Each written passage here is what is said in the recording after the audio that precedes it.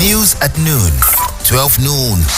News from across the states, 4 p.m. And our major news at 6 p.m. Citizen FM 93.7. Always precise in news broadcast. This is 93.7 Citizen FM, Abuja.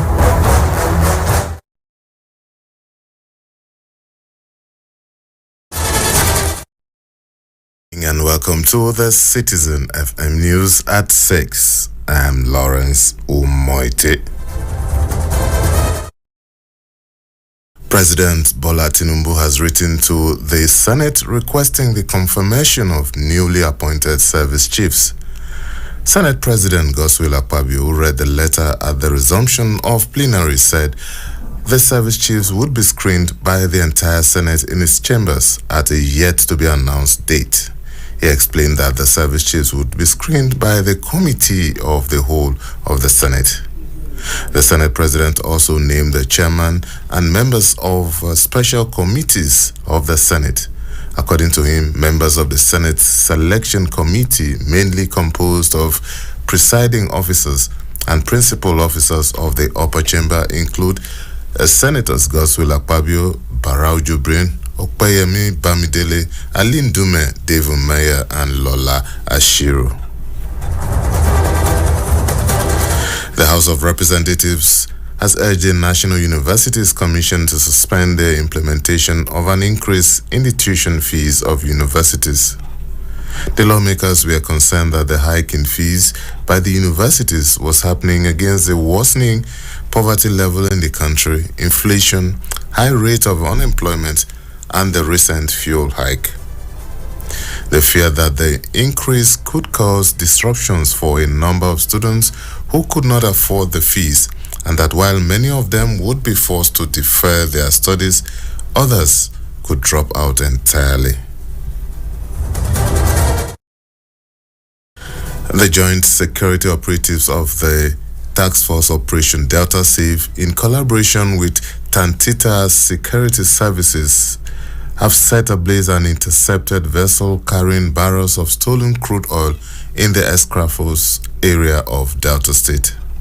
According to the Executive Director of Operations and Technical at Tantita Security, Captain Warren Enusu, the oil cargo was illegally sourced from a well-jacketed offshore in Ondo State with no valid documentation at the time of the arrest.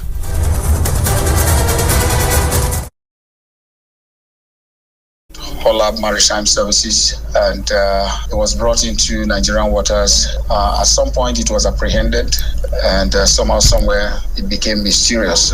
Somehow, we don't know how it got out. But anyway, the moment it got out, it has changed its name to Turatu.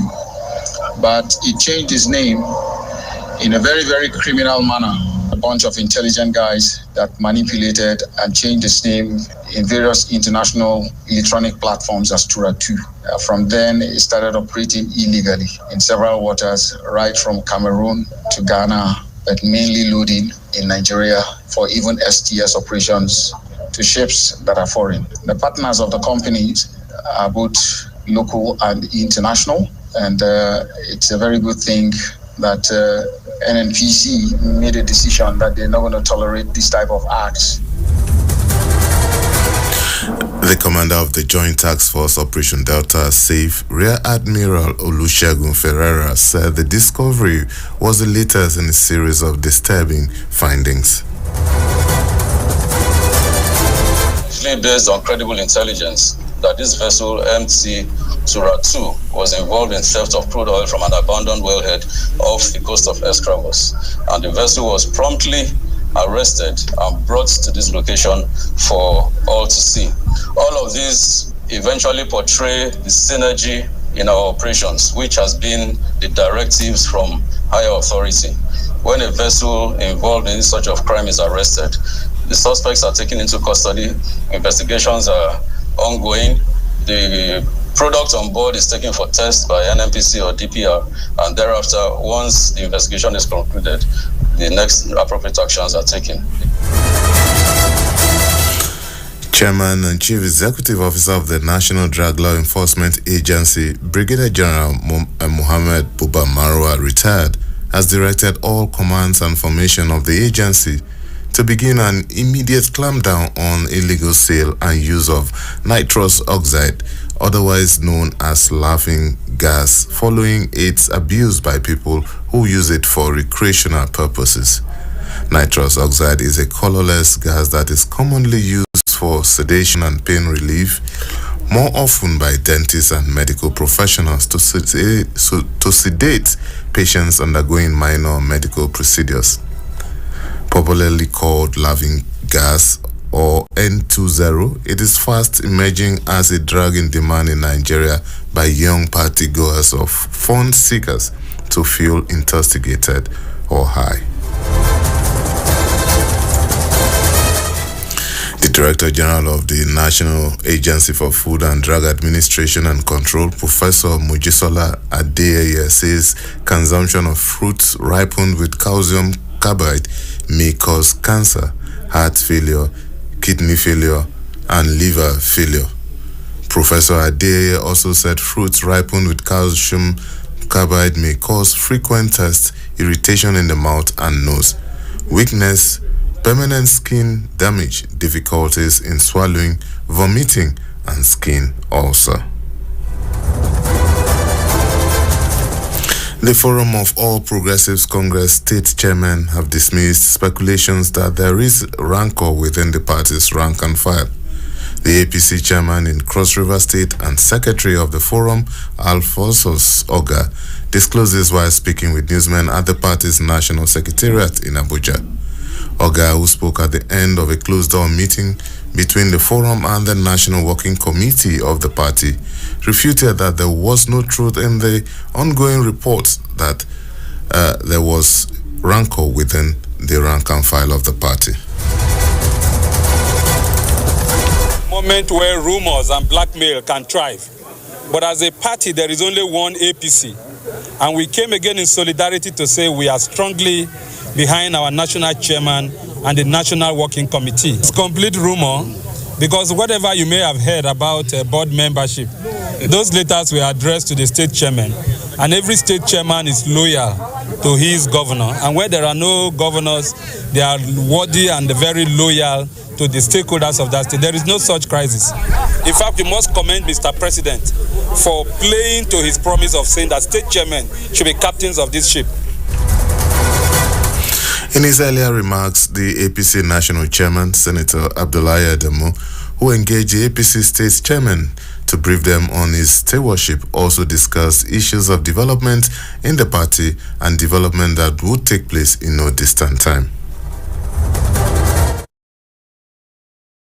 We are very, very, very happy with them, and it gave us room, of course, to believe that we are going to have a very flourishing relationship with the new leadership of the Governors Forum. Now, to whom much is given, much expected. Even Nigerians stand up to support the party the way they have done for us to get the kind of results we are all talking about.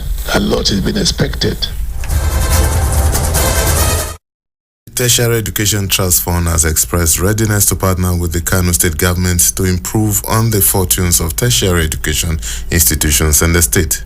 Clarifying the governor's request for the 2 universities instead of the 3 state-owned higher institutions, the executive secretary of TED Fund disclosed that the board has put a limit on the number of institutions it can intervene in the state.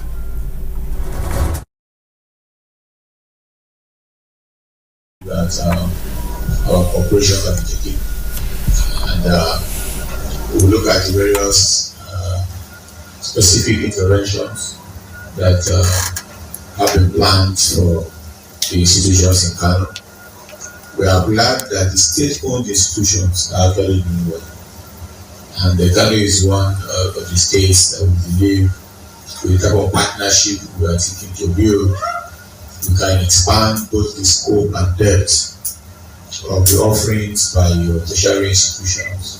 So we can begin to take Nigerians, our youths, off the streets, off the paths of deviance, and prepare them to take up challenges in society. In his remarks, the executive governor of Kano State, Abba Yusuf, appealed for more tertiary education trust funds intervention projects in the Yusuf Metama Sule University and the Kano University of Science and Technology.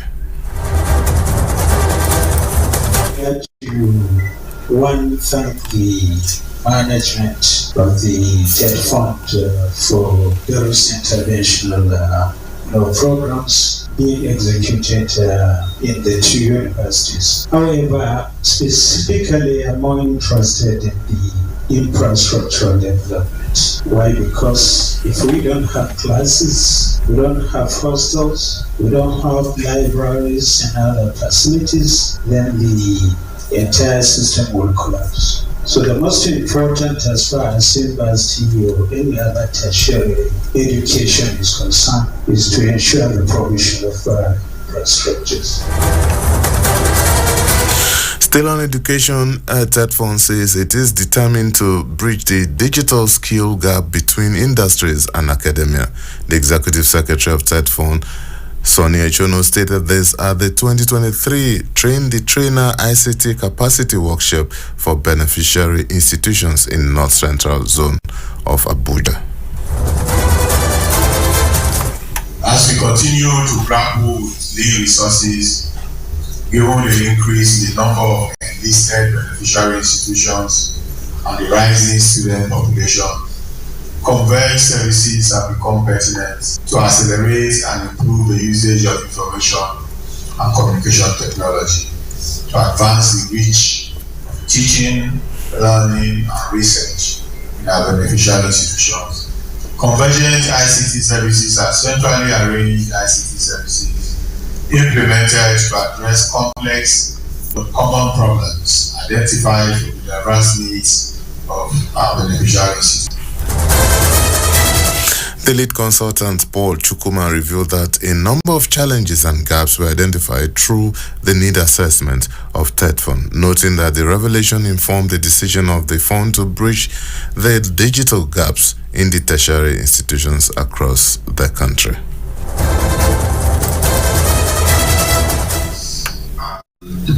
Gaps have been identified through the painstaking needs assessment over the years of the TED Fund management, and we are very happy and proud to partner with TED Fund in bridging these gaps. This we intend to do via hands-on training, leading technologies.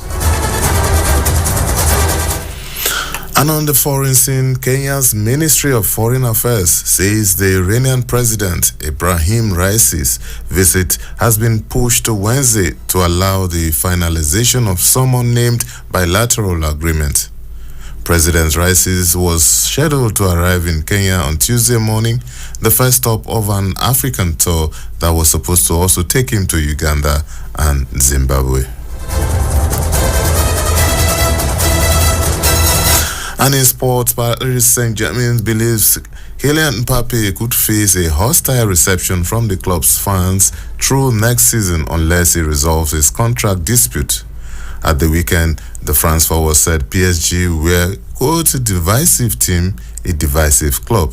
In an interview, Mbappe, who has been linked with a move to Real Madrid, has told PSG he will not sign a new contract. He says he will not leave this summer and instead will depart for free when his current deal expires next year.